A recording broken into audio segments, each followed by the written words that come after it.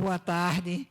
Vamos dar início à nossa sessão de hoje, comunicando que no próximo dia 1º haverá... Você, por gentileza, podia explicar o que vai haver no dia 1º, o Sagrama que vai se apresentar aqui. Carlinhos. Peron. Aqui. Nesse próximo sábado, a gente vai ter mais uma edição do projeto Música na PL, que acontece todos os últimos sábados de cada mês. Por uma questão de calendário, de julho ficou agora para o dia 1º, para esse sábado, 5h30 da tarde. Vamos começar com uma roda de conversa, porque é a divulgação do livro Sagrama, um álbum por escrito, o livro comemorativo dos 30 anos do Sagrama, que foi lançado em junho. Então, roda de conversa, logo em seguida, aí sim a apresentação musical. Todos convidados. Anotem na agenda. Peron, por gentileza. Eu queria também dizer a vocês que nós continuamos apresentando os documentos à Fundarp que vêm sendo exigidos para a confecção do convênio com aquela fundação, uma vez que a lei já foi aprovada desde dezembro do ano passado. Com relação à restauração da sala, todas as exigências da parte da academia foram cumpridas. Só falta haver o depósito para que nós possamos contratar os restauradores, porque não vamos... É interessante que todos os visitantes, e a academia tem recebido muitos visitantes, sábado à tarde mesmo, nós tivemos mais de 40 pessoas aqui comemorando o Dia do Escritor, um grupo de jovens, senhoras, um grupo bastante variado. E hoje também, pela manhã, Cícero e George, que vão dizer também quem eles receberam hoje de manhã. Então, as pessoas ficam surpresas da restauração de metade desde fevereiro desse ano. Para o convênio, fechamos a anterior, abrimos nova. Nessa semana passada, praticamente passamos um dia na Caixa Econômica do Plaza, Ana Maria César, que está chegando agora, até para agilizar, como eu sou canhota e ela é destra, então a gente assinava ao mesmo tempo assinávamos ao mesmo tempo a quantidade de papéis e formulários que nos davam para assinar. Bem, Peron não precisa aplicar a apresentação porque é da casa, mas eu vou pedir a Lorival que faça a apresentação de Peron, porque eu assisti parte da defesa da tese dele de doutorado, que durou 6 horas. Claro, eu só aguentei umas 3 horas, mas eu não sei como ele aguentou. Daí a razão de nós termos pedido a ele para trazer para a academia o que ele apresentou como tese de doutorado na Universidade Federal de Pernambuco. Bom, boa tarde a todas, boa tarde a todos. Eu vou ser breve, porque Peron se põe e quase se impõe por si. Aliás, é tão grandão, né? Mas, enfim, eu quero dizer só que é uma satisfação muito grande ouvir Peron, porque nem quero falar por minha voz, quero só tomar emprestado a voz de um grande crítico nacional desse momento, que é João César, do Rio de Janeiro. E João César diz assim, que esse rapaz é uma das mais luminosas inteligências da crítica literária desse momento. Então, a crer que João César saiba do que está falando, então, Peron, de fato, certo? E é um elogio, assim, gratuito, porque é um reconhecimento. Olha, não é um elogio, é um reconhecimento. Peron é alguém que se dedica às letras, que vive em função de... Né? E eu acho muito, muito interessante isso. Tenho um orgulho muito grande da formação de Peron e daquilo que Montaigne chamava de uma sensibilidade inteligente e de uma inteligência sensível. certo? Então, ele resume muito essa coisa muito bem e vem apresentar um poeta que a gente já ouve no rádio. Existirmos, a que será que se destina? Pronto. Mário Faustino é um dos grandes poetas que ficaram um pouco à margem, certo? Ora, trazer para o centro do debate é se perguntar o que há de precioso, como nos rios, né? O que há de precioso justamente nessas margens e tal. Então, Mauro Faustino é um poeta assim ao modo de Ezra Pound, de Eliot e de um outro poeta chamado Peron Rios também. Eles vão na mesma direção. Muito orgulho de Peron. Muito obrigado pela sua presença, Peron. Eu fico muito feliz de estar aqui e queria registrar nesse momento também a presença do meu querido orientador da tese, que está ali, professor Fábio Andrade, veio prestigiar também, está ali ao fundo. E falar de Mário Faustino é uma alegria enorme, porque é, de fato, uma predileção, e por conta da estante virtual e tudo isso. Mas, na época, era muito difícil, era uma edição esgotada, ele tinha xerox. E eu me lembro perfeitamente dele chegar aí e fazer assim, de maneira muito... que seu amigo faz, né? Aí chegou e fez, olha aí, lê alguma coisa que preste, toma aí. Né? E aí eu fui ler e fiquei absolutamente encantado de cara assim, com a poesia do Mário Faustino. Eu ainda me lembro do primeiro poema, Sinto que o mês presente me assassina, foi o primeiro poema que eu li dele. As aves atuais nasceram mudas e o tempo, na verdade, tem domínio sobre homens nus ao sul de luas curvas. Essa musicalidade e a força das imagens do Mário Faustino, fazer um estudo mais aprofundado sobre a poesia do Mário Faustino. E aí o percurso foi engraçado, porque eu entrei no mestrado para fazer dissertação sobre Mário Faustino. Lá pelo meio, descobri a escrita de Mia Couto, deixei Mário Faustino de lado e fui escrever sobre Mia Couto. Aí, no doutorado, aí eu fui continuar Mia Couto. Lá pelo meio, deixei Mia Couto e voltei para o Mário Faustino e terminei com o Mário Faustino. Então, foi um percurso sinuoso, bem para exemplificar um pouquinho a própria poesia do Mário Faustino, que é uma escrita sinuosa, uma escrita barroca, em boa medida. Então, a tese, ela tem esse título aí, Entre Solo e Voz Coral, Mário Faustino e a Tradição Poética. Ele é um poeta que dialoga de maneira muito intensa com vários naipes da tradição literária, da tradição da poesia. Então, era um poeta cosmopolita, era um poeta poliglota, ele fazia questão, na medida do possível, de ler os poetas na língua original. Então, era um poeta muito jovem, morreu muito cedo, num acidente aéreo, morreu aos 32 anos. Ele estava indo representar o país nos Estados Unidos e fazer uns estudos também. Ele estudava nos Estados Unidos, fazia curso.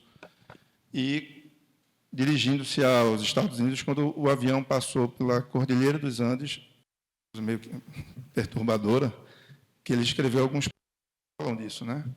Tem um verso dele que é a morte espacial que me ilumina, e morre de um acidente aéreo. Esse daí realmente, eu não quero nem saber, porque eu tenho medo de avião também. E de lá ia seguir para os Estados Unidos. E aí deixou uma obra, o que ele deixou já é muito rico, e o que ele poderia ter produzido pelos esboços que ele tinha, né, que ele guardou, a gente fica muito assombrado com a força, com a juventude de Mário Faustino, com a erudição que ele tinha, mas era uma erudição viva, não é aquela erudição empoeirada, não. Era um sujeito que ele bebia a tradição para, a partir das águas, produzir coisa nova e produzir coisa boa. Né? Então,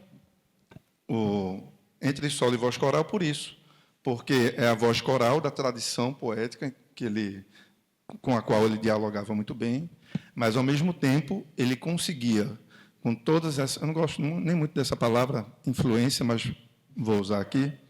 Com todas essas influências, ele conseguiu colocar a voz dele como uma voz reconhecível.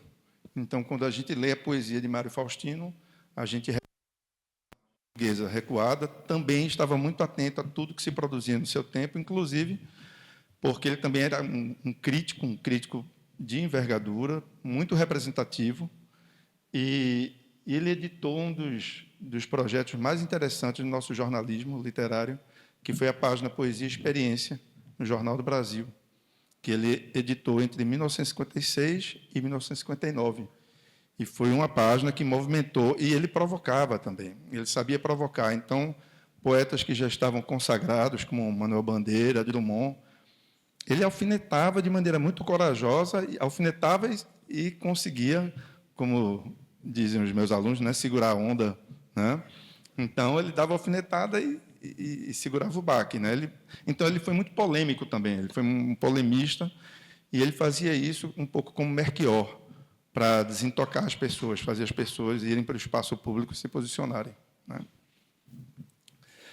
E a Voz Coral imprime em Faustino uma rede de confluências de sensibilidades diversas, com marcas barrocas, surrealistas, cubistas e certo sopro romântico.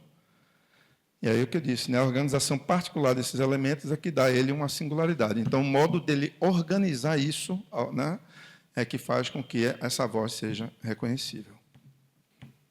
Aqui a pesquisa foi de natureza bibliográfica, esse daqui é mais para o público saber. Tese, né? Foi mais de natureza estilística. Então, alguns autores bem importantes na área da estilística literária, Alfredo Bose, Auerbach, Nilson Santana, Lourenço Monteiro. Literatura comparada também foi uma base importante, né? E aí a gente vai ter nomes tão interessantes como a Leila, Perrone Moisés, Eduardo Coutinho, Sandra Nitrine, Tânia Carvalhal, e autores que... Mário Faustino, a Lúcia Beniza Chaves, Carlos Eulálio, Arthur Ataíde, que é nosso colega, é um sujeito de uma erudição, ao mesmo tempo, leve e pesada, né? Foi da... apresentou, né, Benedito Nunes, lá do Pará, que o Mário Faustino ele fez boa parte da sua formação em Belém. Ele é do Piauí, ele é piauiense, mas boa parte da formação inicial dele foi em Belém. E a Lília Silvestre Chaves, que é a biógrafa de Mário Faustino. Ele morreu precocemente, e o que é que eu vou explorar na poesia do Mário? É justamente o que é que ele vai buscar em alguns autores que, para a gente, são tão significativos. Já alguns deles um pouco consagrados, se a gente pode dizer assim, mas eram contemporâneos, né? Mas aí eu trouxe a geração de 45 também para fazer um contraste. O que tradicional estava falido. Mário Faustino tem a hombridade, tem a capacidade de, ao mesmo tempo, louvar o projeto como um projeto de vanguarda e dizer, ok, mas isso daqui não é o meu. Vocês fazem, eu publico, elogio, mas não vou fazer igual a vocês. Eu ainda acredito no verso tradicional. E, em determinado momento, eu acho que se o Mário Faustino tivesse continuado vivo, ele ia entrar em rota de colisão com os campos. Começou a publicar algumas coisas que ele, de certo modo, virasse muito, né? E aqui, só para a gente ter uma ideia, né, eu trouxe alguns poemas do Mário, que esse daqui é o que abre, daí o título, o prefácio, é o primeiro poema do livro O Homem em Sua Hora. Aqui, ó, essa edição, O Homem em Sua Hora e outros poemas. E aqui também é uma edição um pouco mais bonita, né? O Homem em Sua Hora e outros poemas, também pela Companhia das Letras. Já vou comentar, porque eu trouxe esses livros todos, tem um sentido, né? Então, esse prefácio, ele é um poema, mas que também apresenta uma poética, né? Por isso que eu coloquei aqui, uma poética condensada. O Faustino está concentrado aí nesse poema. Eis o que ele diz.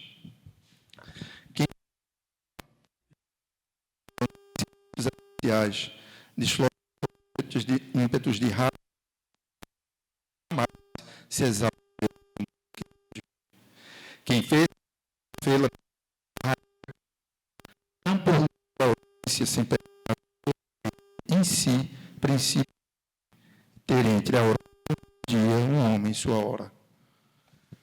Então, essa é a recuperação da tradição mítica.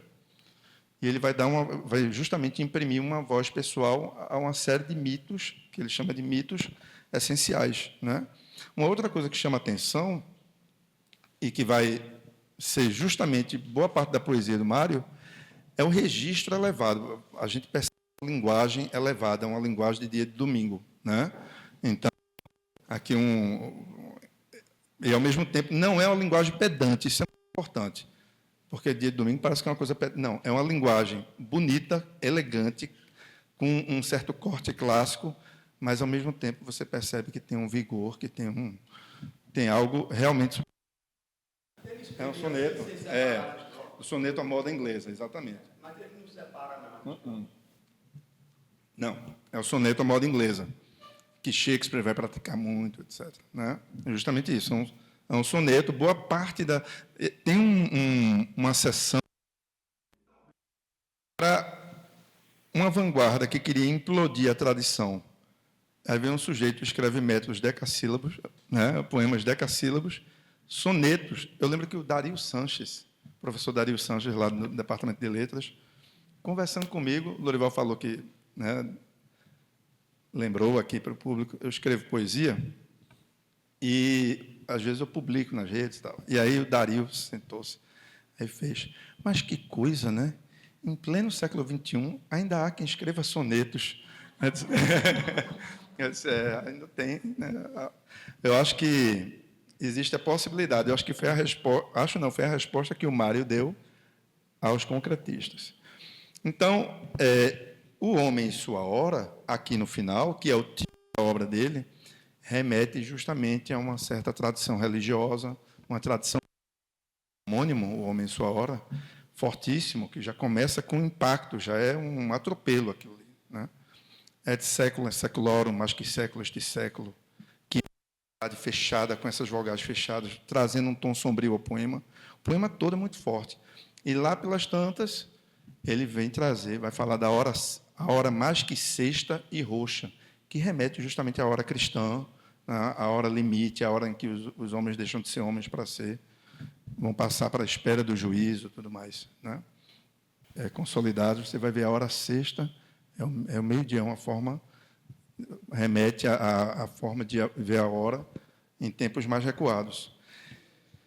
A gente... Isso, exatamente. É a hora sexta. E aí, vejam, como ele conjuga, né? As traduções do Cisne, fê-la para abandonar-se. Claro que ele faz isso para respeitar também um certo ritmo, mas isso não deixa de ter um tom hierático, né? Sagrado. Assim. Então, o assunto está em consonância com a linguagem. Né? Sempre uma nova vanguarda para si mesmo. Então, ele vai ter corte surrealista, ele vai ter cortes barrocos, com um certo... de maneira ostensiva a poesia concreta, ele também escreveu poemas concretos, ele também experimentou. Ele era um sujeito do experimento. Ele queria, para ele, poesia era criação no sentido mais radical do termo, né? Que a gente sabe que etimologicamente poesia é isso. Poiesis é criação, o tecido. E não queria esse sangue coagulado, porque aí é necrose. É a necrose da linguagem, a necrose da poesia. Né? Então, algumas imagens que a gente vê na poesia de Mário, que estão ali no O Homem e Sua Hora, no poema, né? Veja que coisa perturbadora. E no céu, onde a noite rui, só vemos pálidos anjos, livros e balanças, cavalos, crocodilos vomitando. Por bons poetas, não eram maus poetas, eram bons poetas. Mas é impossível a gente não perceber o contraste. Uma dicção muito singular de Mário Faustino. Então, essa sequência de imagens surrealistas que a gente vê na poesia dele trazendo um pouco a poesia de Mário Faustino tem esse tom escatológico. É uma poesia da escatologia, do fim dos tempos, premonitória, né? Então, a gente vê essas imagens apocalípticas aparecendo de maneira muito frequente na poesia dele, né? A centralidade do idioma. Para ele, poesia era linguagem, não tinha outra possibilidade, né? Então, ele, nesse sentido, era um cultor de Mallarmé, né? Quando Mallarmé dizia que poesia não se faz com sentimentos, né? Poesia se faz com palavras, né? Então, a linguagem para Mário Faustino era algo inegociável. Tensionar a linguagem ao seu máximo grau possível, concentração da linguagem. Nesse sentido, ele comprava muito o credo de Ezra Pound. Ele foi muito poundiano, tanto como crítico como enquanto poeta. O Ezra Pound, ele dizia que a poesia tinha que respeitar a etimologia alemã. Poesia em alemão é Dichtung. E o radical de Dichtung é Dichten, que significa condensar.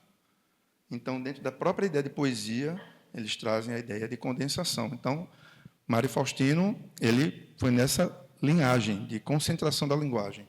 Então, ele escreve esse poema, que é um... Bom, aqui é só um fragmento, tá, do poema, mas vejam que força. Vida toda linguagem, frase perfeita sempre, talvez verso, geralmente sem qualquer adjetivo, coluna sem ornamento, geralmente partida. Vida toda um verbo sempre, um nome aqui e ali, assegurando a perfeição eterna do período, talvez verso, talvez interjetivo, verso, verso. E aí, verso, verso, parece uma espécie de recado também, né? Olha, verso, não implosão do verso, né? Não implosão do verso, verso ainda. Agora, com uma linguagem, então, frase perfeita sempre, talvez verso, geralmente sem qualquer adjetivo, aquele verso substantivo, né, concentrado. E vejam, não tem nenhum problema com o adjetivo. O adjetivo, quando ele é bem posto, ele é muito bem-vindo. É muito bem-vindo. A gente pega, por exemplo, Gabriel Garcia Marques, que é um sujeito para usar melhor o adjetivo. Você pega aquela prosa de uma profusão barroca do Oceano de Solidão, o que mais tem nas frases é adjetivo, mas pense nos adjetivos bem colocados. Parece que não poderia caber outra palavra além daquele adjetivo que foi posto. Então, porque às vezes a gente demoniza o adjetivo, né? Não, o adjetivo bem posto, ele é muito bem-vindo. Coluna sem ornamento, geralmente partida. E aí o verbo, como verbo no sentido de palavra, né? No sentido de, sim, verbo de ação, né? Mas também de palavra, né? No sentido mais amplo do termo. Então, a linguagem para o Mário era nuclear, algo nuclear.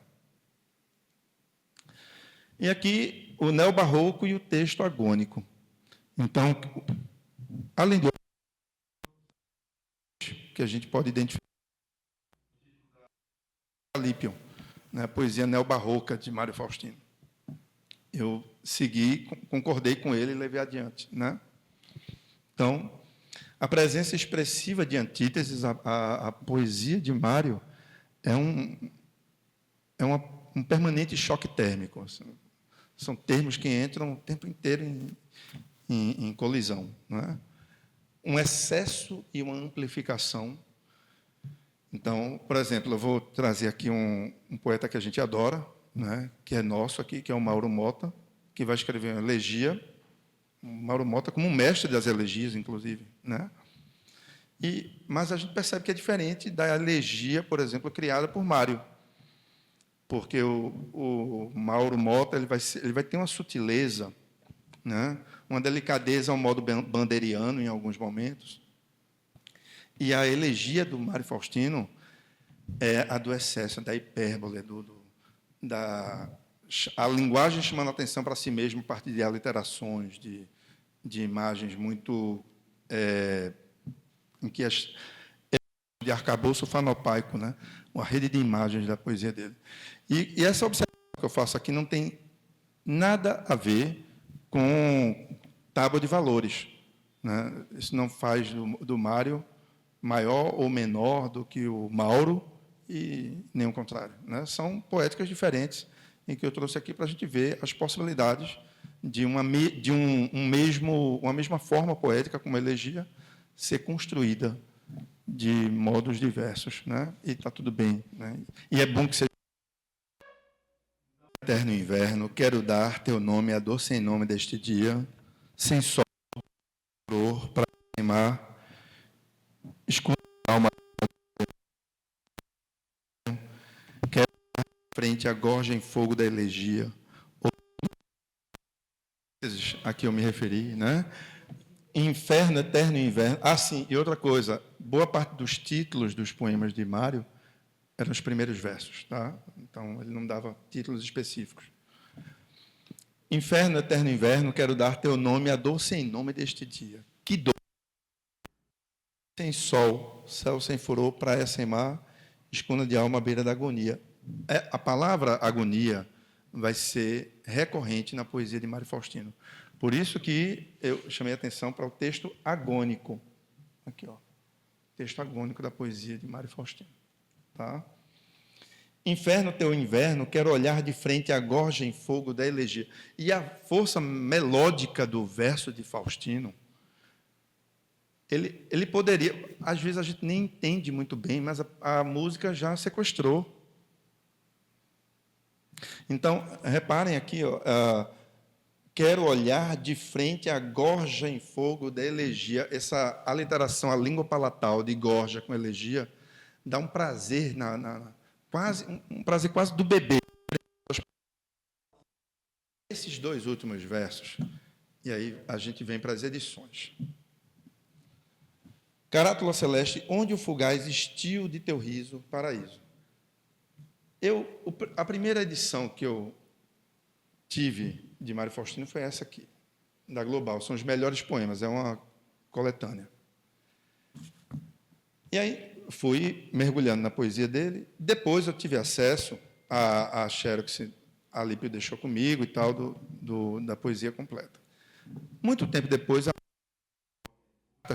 havia cartas que estavam para ser publicadas e o projeto simplesmente não foi adiante. Eu acho que faltou dinheiro, de repente, alguma coisa assim. Eram 5 volumes, foram publicados 3. Né? Estavam previstos 5. Aí estou eu lendo justamente o Inferno, Eterno Inverno, e no último verso aparece carátula celeste, onde o fugaz estilo de teu riso, paraíso. Eu disse, não, tem alguma coisa... Aí fui para as outras edições. E não era estilo, era estilo. Aqui estilo, e aqui também. E aqui tem uma vantagem, que aqui tem tem manuscritos e datiloscritos do Mário. Aí vou eu para lá, e era estilo. E eu estava me correspondendo na época com a Maria Eugênia Boaventura, que ela estava editando e tudo. Aí eu falei disso aqui. O inverno, né, ele está num momento sentimental, né, o eu lírico, né, de terror. Ele associa a dor ao inferno, como a gente falou. Mas o rio... Essa edição aqui, ela é muito boa, mas ele não só teve outros problemas de ordem editorial também. Inclusive que essa edição também, da Maria Eugênia, já corrigiu, né? Mas outras ficaram. Então, daí eu recorri a várias edições para ir comparando, porque sempre há esse risco, né? E aqui, não, esse poema aqui, Fábio sabe o quanto eu gosto desse poema, e é uma balada em homenagem, essa balada é em homenagem ao poeta Hart Crane.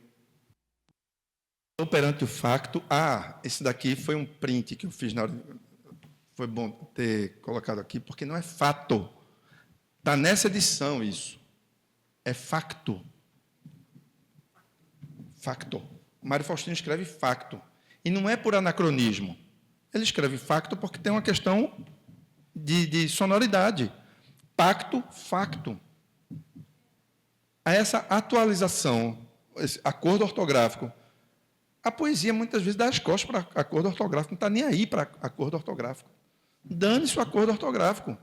O uso que o poeta faz, ele tem a autoridade sobre o idioma, é ele quem cria o idioma. Né? Então, aí fazem um negócio desse. Vamos lá. Não conseguiu firmar o nobre pacto entre o cosmos sangrento e a alma pura. Porém, não se dobrou perante o facto da vitória do caos sobre a vontade augusta de ordenar a criatura, ao menos, luz ao sul da tempestade. Gladiador defunto, mas intacto. Tanta violência, mas tanta ternura. Jogou-se contra um mar de sofrimentos, não para pôr-lhes fim, Hamlet, e sim para afirmar-se além de seus tormentos, de monstros cegos contra um só delfim.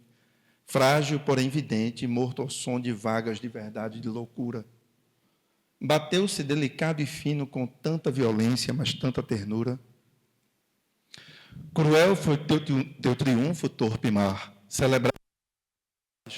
Tanto amava teu dorso cavalgado de tortura. Com que fervor, enfim, te penetrou no mergulho fatal com que mostrou tanta violência, mas tanta ternura. Senhor, que perdão tem o meu amigo por tão clara aventura, mas tão dura. Não está mais comigo, nem contigo. Tanta violência, mas tanta ternura. Por causa da gravação, né? Então, e além do mais, a sutileza, a rede de diálogos que ele vai estabelecendo, né? Ele traz o Shakespeare aqui para a conversa, aquilo que a gente falou da voz coral, né? E lá no final, trazendo justamente uma certa a crença cristã, né? De que o suicida perde a alma, né? Mas olha como ele diz, né? Senhor, que perdão tem o meu amigo por tão clara aventura, mas tão dura, não está mais comigo nem contigo. Tanta violência, mas tanta ternura, né? E ele vai meio que sinalizando para a gente como se deu o suicídio, né? Então, jogou-se contra um mar de sofrimentos, né? A esse mar de sofrimentos cumpre a função de sinalizar o modo do suicídio, mas, ao mesmo tempo, traz aquela marca da hipérbole a que eu me referi, a poesia hiperbólica do excesso, de Mário Faustino, né? O corpo dele ficou fragmentado mesmo. Ele tinha um projeto de poesia. No projeto dele, como é que ele pensava o poema longo? Ele queria um poema longo. Ele construiu poemas longos, inclusive. Mas ele acreditava que o poema longo ia se fazer de instantes. Então, era uma comunhão bem ordenada de pequenas peças líricas. Então, ele escrevia poemas curtos para expressar determinados momentos, e aquilo ali ele ia burilando para construir, dar uma coesão para um poema longo, que era um projeto que ele tinha, né? E, inclusive, aqui, essa é muito boa, minha gente, aqui, ao final, mostra ele com o projeto do poema A Reconstrução, ele dizendo o que ele tinha que ler para dialogar e colocar no poema. Então, eu trouxe aqui alguns elementos. Mário Faustino entendia o fragmento como um procedimento de elaboração poética, de testemunho de sua própria experiência de vida. Para ele, ele queria fazer uma biografia. A biografia seria a própria poesia dele. Mas é engraçado. Obrigado. É curioso porque a gente pode cair na armadilha de assim, olha, ele disse que a poesia seria a biografia dele. Logo, há uma especularidade entre vida e obra. Não. O poeta é um fingidor, né? A gente não pode se esquecer, né? Então, sim, ele queria que o verso fosse a marca da vida dele, mas isso não significa uma absoluta porosidade entre vida e obra. ele não está. Roland Barthes dizia isso, né? Quando ele diz que as pessoas que procuram o autor na obra, na obra você não encontra o autor. É na obra que ele se perde, é na obra que ele se estilhaça. Ele está ali, mas ele está estilhaçado. Então, não dá para encontrar alguém inteiro ali na poesia, né? Na obra. E uma coisa importante que eu queria pontuar é o ponto de vista de Otávio Paz, a respeito do poema longo. Otávio Paz tem um texto, eles têm uma autonomia. Pode ler os fragmentos têm voz própria. Então, responde um pouco ao que o Otávio Paz pensava como poema longo, né? E aqui um dos diálogos que Faustino com a geração de 45, né, para justamente identificar o que é que o Mário Faustino tinha de continuidade de uma tradição brasileira e o que é que ele tinha de contraste para colocar sua própria voz ali, né? Porque eu gosto muito de pensar no seguinte, que o poeta ele tem que... O Sequin dizia o seguinte, que o poeta espontâneo é aquele que repete os 450 poetas que leu, né? Então, o poeta estudioso, ele justamente fica com o ouvido atento para, no momento em que há o silêncio, colocar ali a sua voz. Ele coloca a sua voz onde é silêncio. Clássico da geração e recurso à mitologia, que é da geração de 45, é uma marca da geração de vários... Agora, quando eu falo de geração, também é importante a gente perceber falar de um continente, né? Porque a África é um mundo de diversidades, né? O Brasil é um mundo de diversidades. Uma geração também. Quando a gente joga a lupa sobre os poetas que compõem aquela geração, a gente vê diferenças importantes. Mas a gente vai tentando extrair o que é de sumo para fazer essas pequenas cartilhas que acabam tendo sua serventia também, né? E que tem um pouco de arbitrário. Antônio Cândido brincava, dizia assim, olha, isso é verdade, né? Então, vamos lá. E aí, alguns diálogos que eu fiz na tese foram esses, com César Leal, Mauro Mota, Dante Milano, Ledo Ivo, Alélia Coelho Frota, Maria Ângela Alvim, Valmir Ayala, Fué de Castro Chama. Então, colocava alguns poemas importantes desses autores e ia tentando mostrar como o Mário dialogava com essa poesia que estava ali, ladeada, né? Era passado, mas um passado tão próximo que era quase que ladeado, né? Verdadeiro arquejo. Quero que aos meus ouvidos ainda cantes nossa canção de amor. Quero, desejo. Ter-te ao meu lado como tinha dantes. Na fronte exausta do outro mundo, um beijo sinto. O jogo do Jambimã também, né? For de tua alma, bem distantes, seus cabelos castanhos soltos vejo. Tinha certeza de que voltarias. Ouviste a minha voz e de mãos frias chegas ansiosa. Foi tão longa a viagem que, como dizia Nietzsche, andar com pés de pomba, que o Mauro tem, às vezes o Mário Faustino, ele, pelo excesso, por essa paixão da literação, a paixão da imagem muito enfática, muitas vezes cria uma poética diferente, é uma elegia mais, tem uma intensidade mais visível, e a intensidade do Mauro, nesse sentido, é um pouco mais sutil, né? É intenso também, mas é mais sutil. Agora, a gente percebe várias semelhanças, né? O gosto pelo decassílabo, pela rima bem cultivada, né? E, ao mesmo tempo, a presença do eu, que era uma coisa que se queria eliminar, sobretudo depois de 22, né? Então, ali nesse interstício entre 22 e, por exemplo, a década de 50, o eu ficou ameaçado, né? A presença do eu. Os concretos queriam eliminar por completo, né? Queriam eliminar até o verso, né? Então, o Mauro foi um dos autores que eu trouxe para... E a outra comparação que eu procuro fazer na tese é de Faustino e Camões. E o que é que ambos vão trazer de similitude? Uma ideia de desconcerto do mundo, sobretudo o Camões lírico.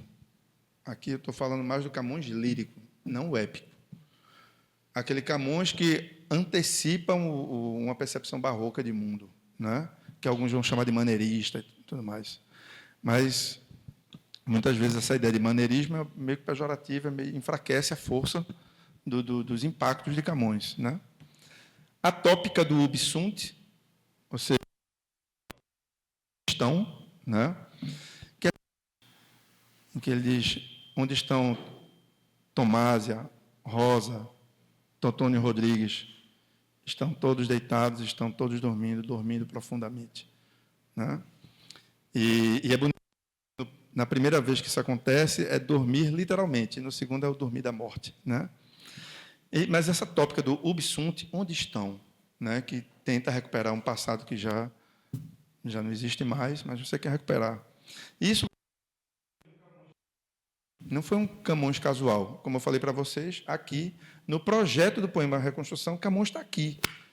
Era uma coisa proposital, algo, de fato, programado. Era um programa que ele tinha de produção, de elaboração. E aí eu trouxe aqui esse poema do Camões, um vilancete, né? E cantando, vistes lá o meu amor, ubi sunt. Posto o pensamento nele, eram suspiros por ele. Nisto, o seu desejo enganando, as amigas perguntando.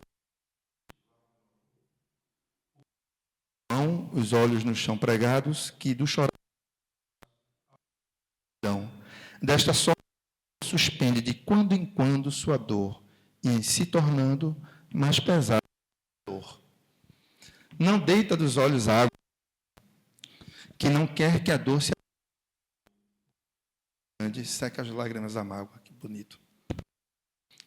Depois que de seu amor, que eu já sublinhei, o jogo, a atenção para a sonoridade. Camões, a música em Camões, ela está permanente. Aliás, os grandes poetas são poetas com o ouvido bem atento, né?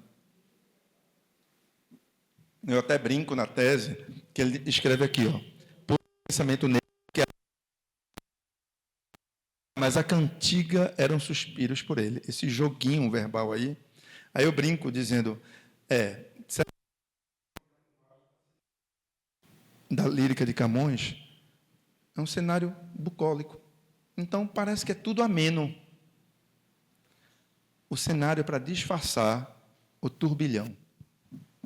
Aí ela intitula o trabalho dela como Camões ou o bucolismo intranquilo. E nisso ele rompe com uma certa tradição de época do bucolismo, que remete ao locus amenus, aquela coisa toda, né? O lugar da tranquilidade. Não, ali está como uma espécie de verniz.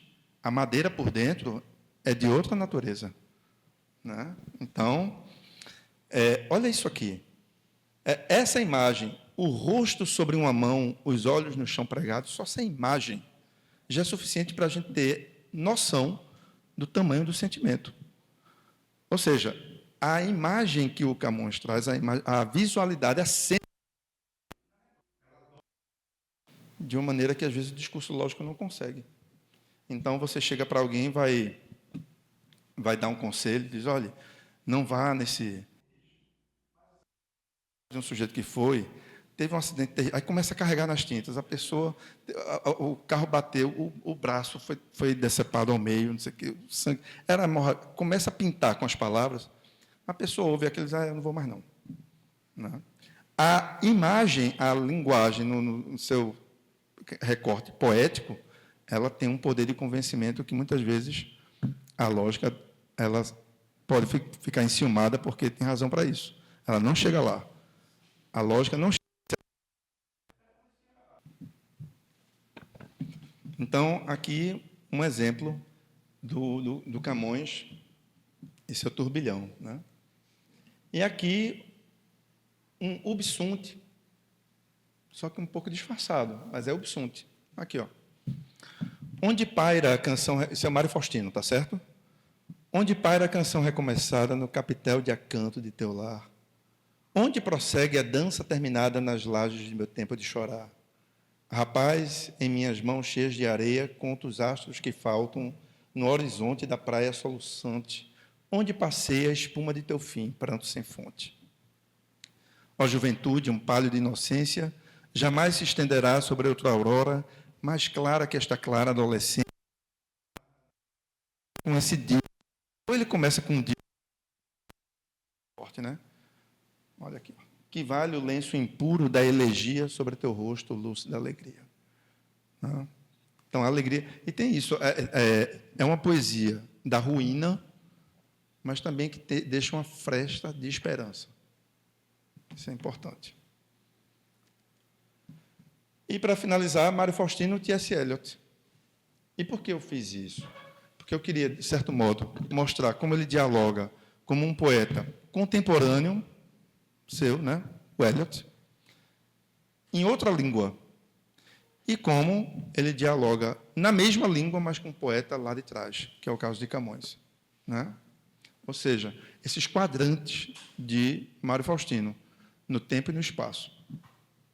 Então, ambos são poetas críticos, com pontos de vista muito parecidos. Eu não vou aqui aprofundar isso, que não cabe, mas eles, como poeta, de correlato objetivo. O que é correlato objetivo? É quando você tem algo a dizer, mas você não vai dizer com palavras discursivas, você vai dizer com imagens. Você vai trazer uma imagem para dar consistência àquilo. Né? O Homem e Sua Hora e The Wasteland, Ruína e Desencanto. Ambos têm o Ruína e Desencanto. Quando a gente lê o poema, O Homem e Sua Hora, a gente percebe como ele já começa com essa promessa da ruína, e a ruína realmente vai se encorpando. E The Wasteland também. É a perda da... O Eliot, de certo modo, vai falar da como as pessoas... Serve para hoje, em que as pessoas não têm mais relações afetivas consistentes. Né? Então, o Eliot já chamava atenção para isso. Olha, boa parte do mundo desagregado, um mundo fragmentado, é consequência de relações íntimas desagregadas. Porque, no final das contas, o macro se faz dessas relações do cotidiano, as relações do dia a dia. Né? E o The Wasteland é isso. Já começa com abril, é o mais cruel dos deuses, dos meses dos deuses. Pode ser também. Né? Dos meses.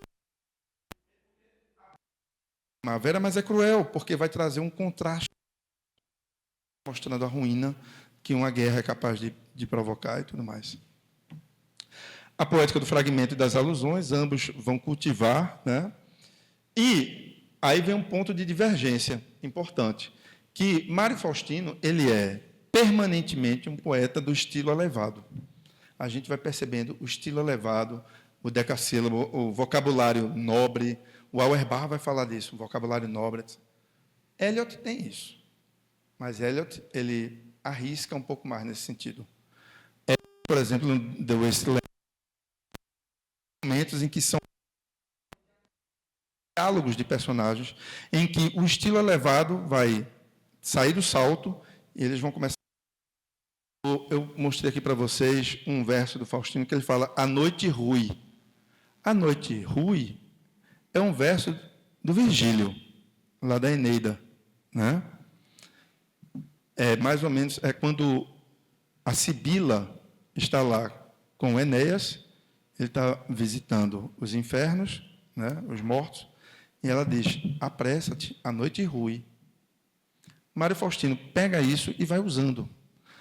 Eliot pega o A Noite Rui, mas o que é que ele faz? É um sujeito, o dono do bar, que tem um bocado de gente tagarela no bar, ele quer fechar o bar. Ele diz: A Noite Rui. Então ele pega o estilo elevado lá da Eneida e traz paródia. Então o Eliot tem essa ousadia que o Mário Faustino tem outras, mas essa ele não foi tão... O Eliot fez em The Wasteland. Esse é um ponto de divergência entre ambos. É o que eu chamo de pluri-estilo. Ele tem vários estilos dentro do mesmo poema. Né? Então, aqui, olha isso, só para finalizar. esse é o início do poema mesmo, O Homem e Sua Hora, né? Et in secula seculorum, mas que século este século que mais. Esta estação não é das chuvas quando os frutos se preparam, nem das secas, quando os ramos pré-claros oferecem. Nem podemos chamá-la primavera, outono e inverno, coisas que profundamente herói desconhecemos. Esta estação é quando os frutos crescem e com eles quem os come.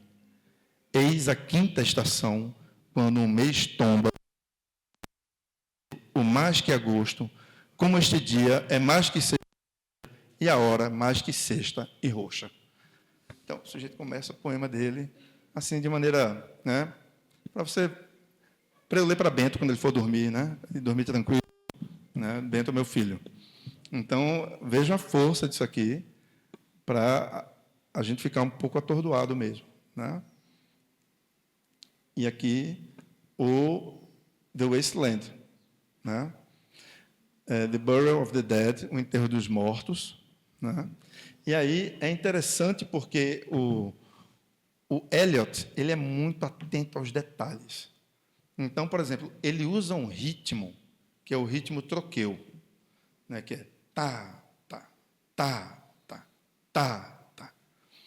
Então, April's the cruelest month, breathe, lilacs out of the dead land mixing, memory and desire stirring, dull roads with spring rain. Winter kept us warm, feeding a little light.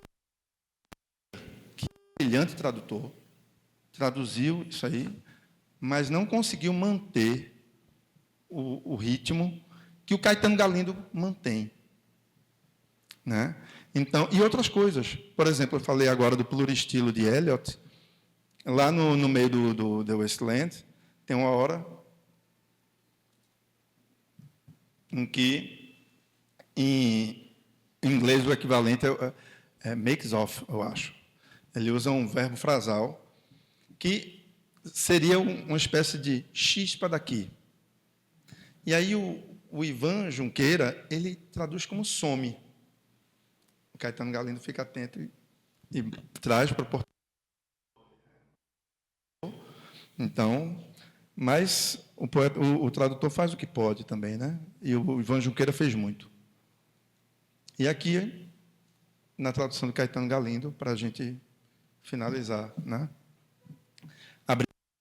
Memória e desejo atiçando, raízes tardas com chuvas de primavera.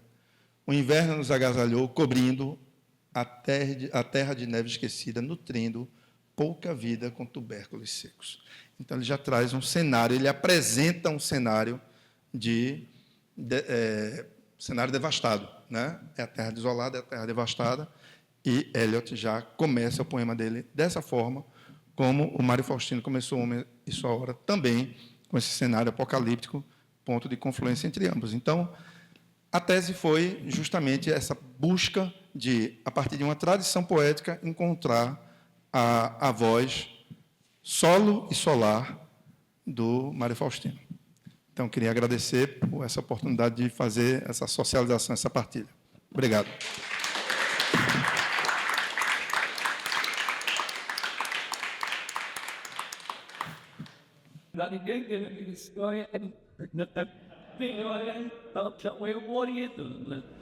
E eu acho que a palestra dele mostra bem isso, né? Ela é uma prova viva dessa combinação feliz entre erudição e sensibilidade. É isso. Então, na verdade, foi um prazer e um respiro, né? Acompanhar, né? Ser o interlocutor, digamos assim, na realização do trabalho. Sempre um poeta que é importante para mim também. E aí a pergunta vai um pouco nesse sentido. Por que você acha que, na poética do Mário Faustino, seria interessante para o poeta contemporâneo, para a poesia contemporânea? O que é que de Faustino, se você se sentir à vontade, porque talvez tenha ficado um pouco datado nele, né? E isso é um exercício super importante quando a gente se distancia um pouco das nossas paixões. E o que nele você sente como crítico, como leitor crítico, que pode ser revitalizante para a poética contemporânea.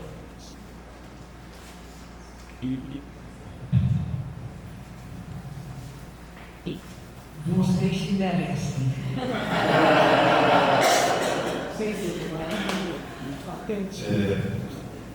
Queria reforçar o agradecimento a Fábio pela orientação dele, fala isso em cada ano, mas os momentos os encontros de orientação são incríveis. Então, e Fábio é parece que é jogador de ponto, né? A geração cedo. Mas é o seguinte, o Sequinho Novo dizer o seguinte: uma vez eu cheguei para ele e disse: Sequinho, eu queria fazer um elogio. Mas eu comecei esses elogios frontais, são constrangedores, constrangentistas, constrangedores. E aí eu falei: não, pera, fique à vontade, é melhor o elogio frontal do que o surto lateral. Então hoje eu fico mais à vontade para fazer esses elogios frontais, né?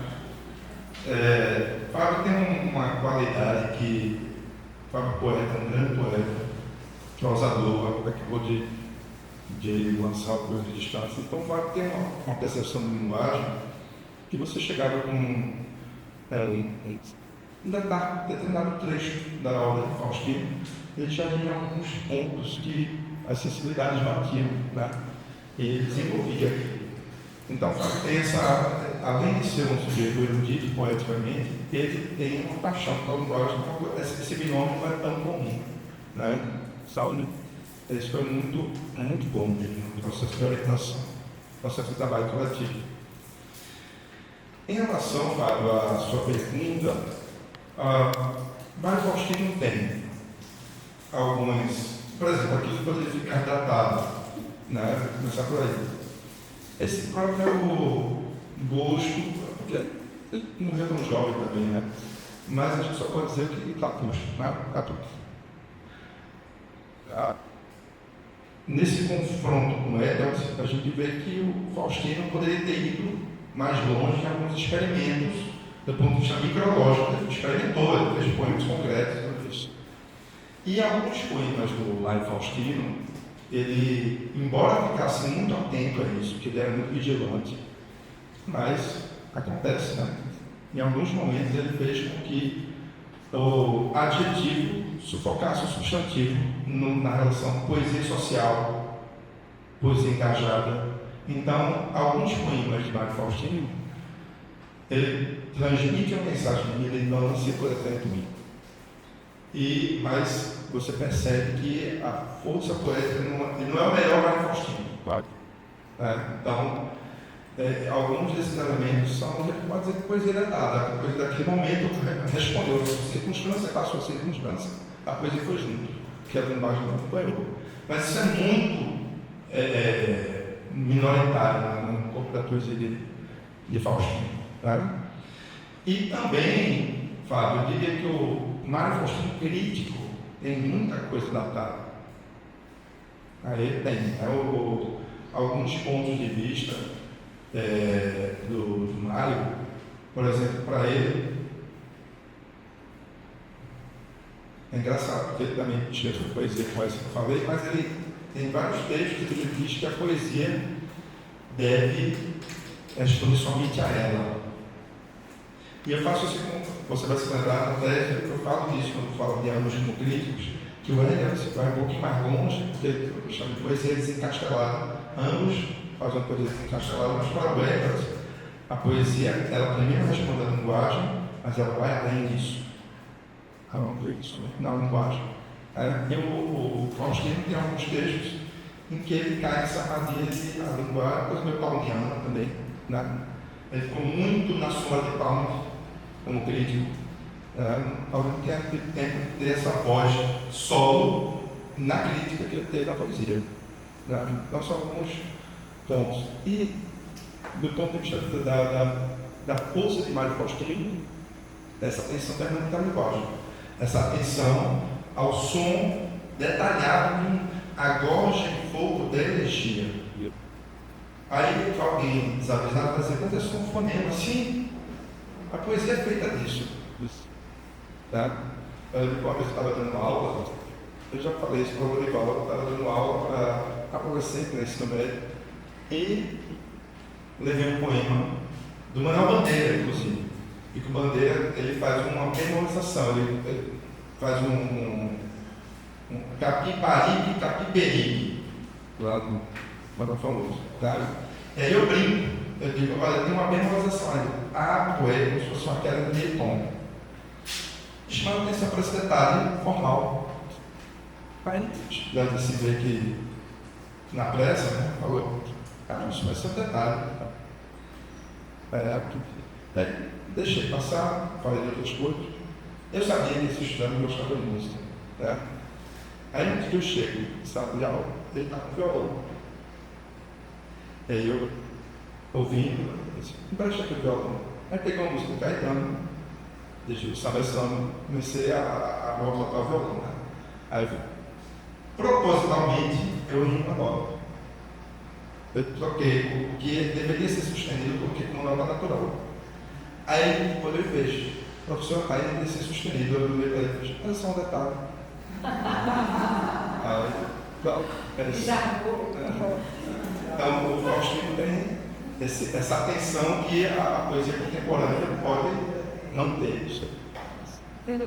Você acha que ele fosse um poeta atual, ele tem espaço?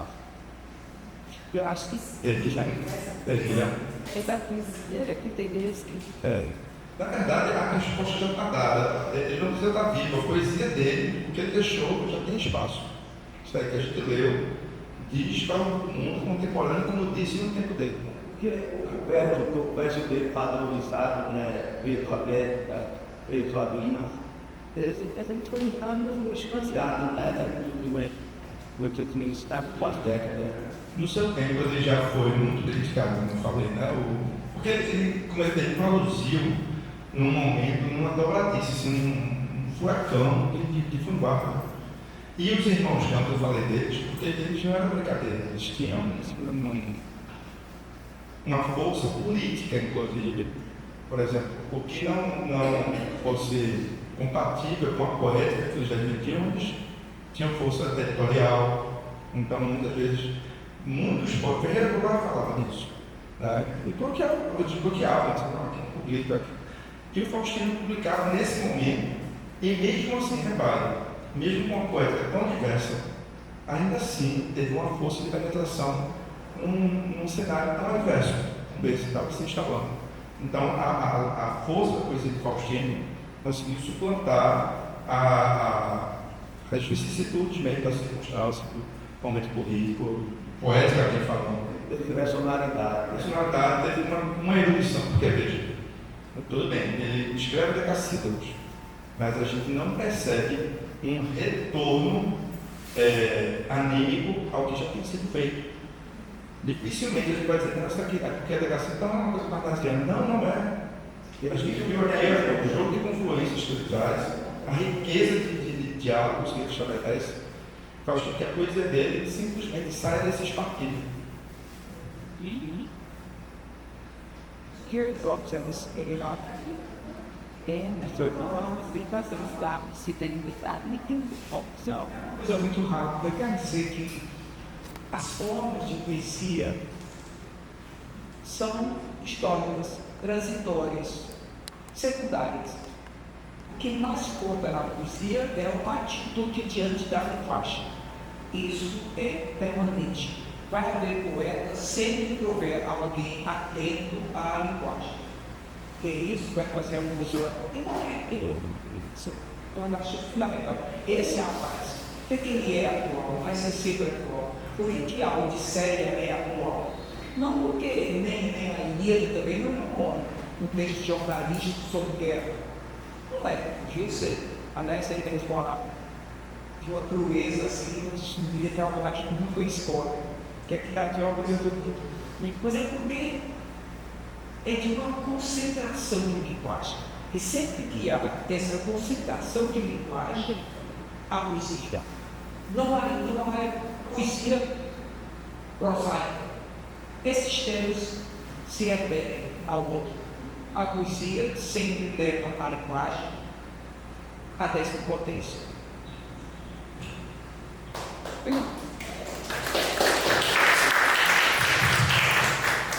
Dorival, você falou isso, eu lembrei da Odisseia nos cinemas. E muito dali, mesmo com a história tendo ganho primazia no cinema, mas a força do texto, né, de Homero é tão grande que a gente, pelo eco, sem querer fazer trocadilho lá com o episódio Paulo de Ferro, mas pelo dedo se faz o gigante. Tá? Então, é um pouco isso. Veja, aqui tem determinados momentos, frases que estão lá no filme, que você diz, olha aí, Homero, o eco de Homero. Mas quando a gente vai para a Odisseia de fato, por exemplo, o interessante é que o filme colocou um pouco a mais disso, colocou mais na história dos homens, né? Mas a diálogo e a briga entre os deuses é fantástica. Aí tem um momento que a Atena lá na Odisseia está brigando com os Zeus, porque o que acontece é que o Odisseu não volta, foi o que ele fez, ele fez sacrifícios, ele honrou os deuses, etc, etc. E ela passa um sabão assim nos Zeus. Quando termina, aí Zeus olha para ela, olha como ele diz, que palavras são essas, Atena, que saem da clausura dos teus dentes? Beleza. Coisa bonita, pronto. Não tem historinha que vá além disso. A linguagem que faz com que isso se eleve. Ele sente. Ele dá muita força ao velho, né? Ele está sendo, eu acho que ele está com uma dualidade, ele está sendo massacrado. Eu fiz uma prova do professor Lepson, então eu fiz uma prova. Alunos que eram candidatos a monitoria. E era uma hora para escrever sobre isso aí. E eu fiquei assim, páginas, porque 3 alunos escreveram 1 hora sobre um tema sem usar nenhum verbo. Eles não usaram verbo. Então, eu acho que está havendo uma revolução, não sei o que é, não sei explicar. Mas é exatamente o contrário do que ele apregou, né? O verbo é a substância da comunicação da linguagem. E você está sem entender. Lista,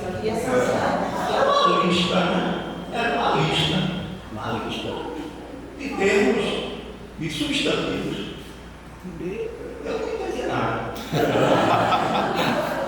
E claro, eu vou para frente, não vou reprovar. Se eu ligar. Ele não mudou, ele se ligar. Isso, essa coisa é final. Frase nominal. Pronto, legal, isso aqui está sendo aplicado. Tem versos que são que são nominais. O problema não está exatamente o que é isso.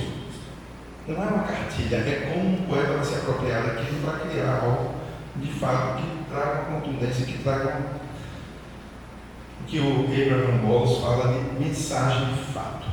A mensagem, ela existe, a informação não existe quando ela traz esse teor poético, esse teor de novidade. Senão é redundância. E o que é redundância é tão redundante que a gente nem percebe que está sendo dito. Aquilo vira uma banalidade, não capta o que a pessoa está dizendo. Mas em termos, gêneros são diferentes. Veja, é uma prova de medicina mesmo. Então, um gênero textual que vai pedir ciência. Mas a poesia é outro registro, é outro gênero que vai. Isso, na verdade, é algo, inclusive, muito positivo, muito sujeito. Mário Faustino defende isso, essa concentração maior da linguagem. Em alguns momentos, a poesia dele vai levantar o verbo dele, porque o verbo, foi o que eu falei, é o verbo de ação, mas é o verbo, sobretudo, a palavra. É o verbo no sentido de palavra. Está no Paulo, eu sabia. Essa... E é uma coisa engraçada, porque às vezes o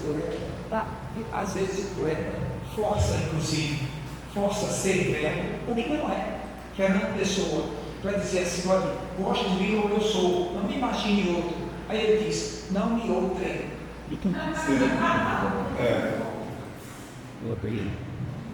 Ou mais próximo de nós, quando o Djavan transforma um substantivo num verbo, né? Ele pega o oceano e cria o verbo oceanar. Você pensar em mim E eu oceano, né? Você pode passar de Parabéns, Pedro. Parabéns.